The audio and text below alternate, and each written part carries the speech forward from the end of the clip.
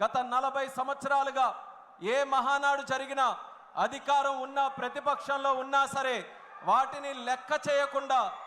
పిలిచిందే తరువా అన్నట్టుగా ప్రతి ఒక్క కార్యకర్త పసుపు చొక్కా వేసుకుంటూ ఈ యొక్క మహానాడు కార్యక్రమం విజయవంతం చేయడానికి తరతరాలుగా కుటుంబాల వరకు కూడా తెలుగుదేశం పార్టీ వెంట నిలబడి ఈ యొక్క కార్యక్రమాన్ని విజయవంతం చేసినటువంటి ప్రతి ఒక్క కుటుంబానికి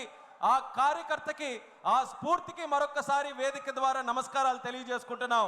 అలాగే గత 12 సంవత్సరాలుగా నేను చూస్తున్నటువంటి మహానాడుల్లో కూడా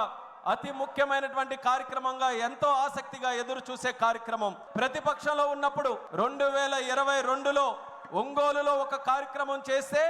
ఆ మహానాడు ద్వారా కార్యకర్తలందరికీ కూడా ధైర్యం నింపి పంపించినటువంటిది మన మహానాడు కార్యక్రమం. 2023లో రాజమండ్రిలో మనం మహానాడు కార్యక్రమం పెడితే యుద్ధానికి మేమందరం కూడా సంసిద్ధంగా ఉన్నామని నినాదంతో ముందుకెళ్ళినటువంటిది రాజమండ్రిలో మహానాడు కార్యక్రమం.